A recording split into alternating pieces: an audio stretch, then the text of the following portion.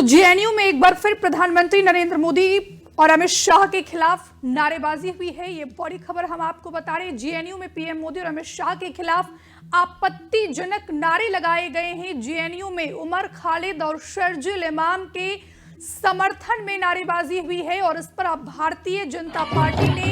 आपत्ति जताई है। बीजेपी के नेताओं की तरफ से प्रतिक्रियाएं आनी शुरू हो गई है। बीजेपी का कहना है कि नारेबाजी करने वाले अरबन नक्सल है। दिल्ली दंगे का आरोपी है शर्जील इमाम और उमर खालिद, जिसको कल सुप्रीम कोर्ट से जमानत नहीं मिली है। और ऐसे में जेएनयू में जो है कल देर रात प्रधानमंत्री नरेंद्र मोदी और अमित शाह के खिलाफ आपत्तिजनक शब्दों का इस्तेमाल किया गया। तस्वीरें भी हम आपको लगातार टीवी स्क्रीन पर दिखा रहे हैं। जेएनयू में नारे लगे हैं कि मोदी शाह तेरी कब्र खोदेगी और इसको लेकर अब सियासी घमासान लगातार बढ़ता जा रहा है। ये देखिए, कल जिस तरीके से सुप्रीम कोर्ट ने दिल्ली दंगे के आरोपी, मुख्य आरोपी शर्जील इमाम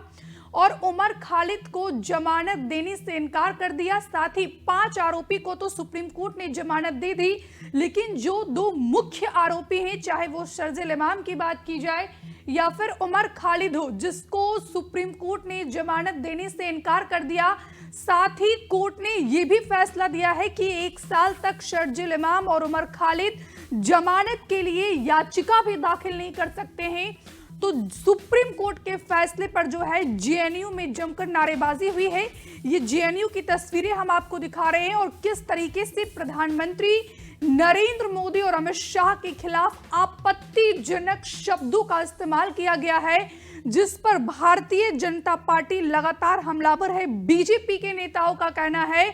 कि ये लोग अरबन नक्सल से जुड़े हुए हैं।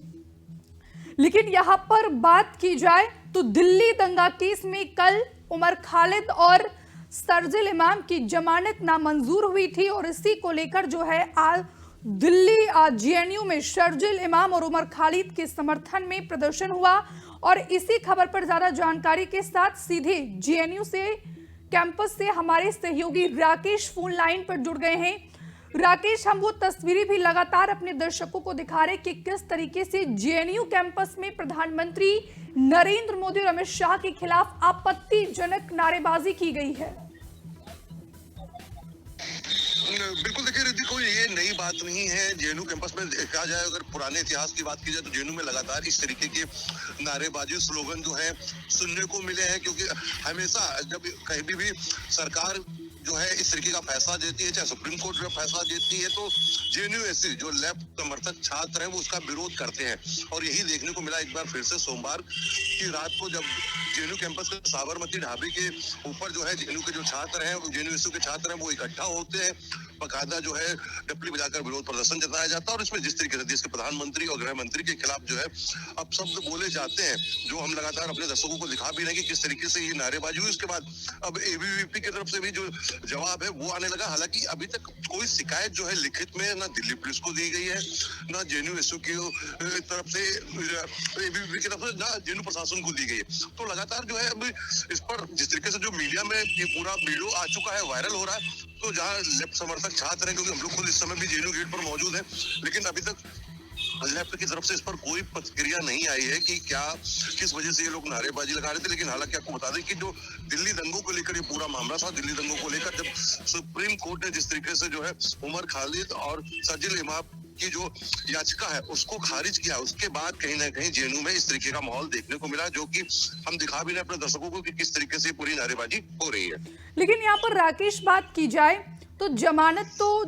तो सुप्रीम कोर्ट की तरफ से नहीं दिया गया, फैसला कोर्ट का है। और ऐसे में प्रधानमंत्री नरेंद्र मोदी और अमित शाह के खिलाफ क्यों नारेबाजी की जा रही है, क्योंकि सरकार का तो इसमें कोई हस्तक्षेप नहीं है।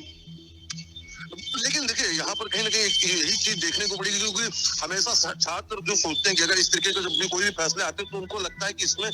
केंद्र सरकार ने हस्तक्षेप किया है, क्योंकि ये मामला काफी पुराना हो चुका है। क्योंकि देखा जाए पिछले 5 सालों का वक्त देखा जाए तो हो चुका है, जिसमें अभी तक ये पूरा जो मामला है चल रहा है दिल्ली दंगों को लेकर, जिसमें कि कल 4 लोगों को जहां एक तरफ तो राहत मिली, लेकिन अभी भी कई लोग हैं जिसमें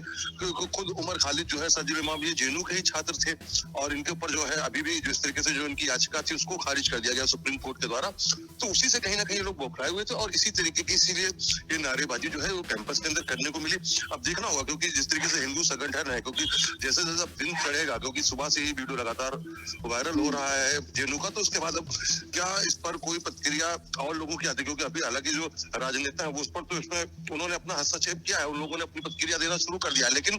दिल्ली पुलिस को अभी तक इस तरीके के जो छात्र हैं उनकी तरफ से कोई भी शिकायत जो है वो नहीं मिली है। लेकिन राकेश, क्या लगता है आपको, क्या इन छात्रों के खिलाफ दिल्ली पुलिस कोई एक्शन ले सकती है? क्या इनकी गिरफ्तारी भी हो सकती है?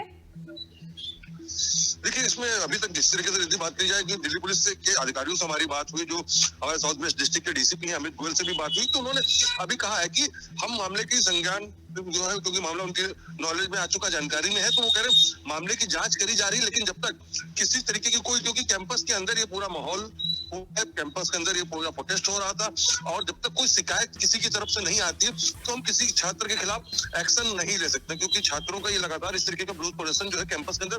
देखने को मिलता है। लेकिन अब देखना होगा कि दिल्ली पुलिस इसी चीज का इंतजार कर रही है कि कोई शख्स ऐसा सामने आए जो इन छात्रों के खिलाफ शिकायत देता है, चाहे वो जेएनयू प्रशासन की तरफ से शिकायत दिल्ली पुलिस को दी जाए, चाहे एबीवीपी के द्वारा, क्योंकि एबीवीपी लगातार इन सभी छात्रों का विरोध जो है करता आता है जब इस तरीके की चीजें जब भी कभी भी निकल के आती है, चाहे वो नक्सलवाद को लेकर हो, हिडमा को लेकर जब हिडमा को ढेर किया गया था सियासत, तो इस तरीके के हमेशा प्रोटेस्ट जो है कैंपस में देखने को मिलता है, उसका हमेशा एबीवीपी जो है विरोध करती है। अब देखना होगा कि शाम तक, यानी कि जैसे जैसे दिन चढ़ेगा उसके बाद जेएनयू के जो छात्र हैं एबीवीपी के द्वारा, उनकी तरफ, चाहे यहाँ पर जो क्षेत्रीय लोग हैं उनकी तरफ से क्या इस तरीके के मामलों को लेकर कोई शिकायत दी जाएगी, ये देखना होगा। हमसे जुड़े रहने के लिए हमारे YouTube चैनल को सब्सक्राइब करें और नई वीडियो की नोटिफिकेशन के लिए बेल आइकॉन को दबाएं।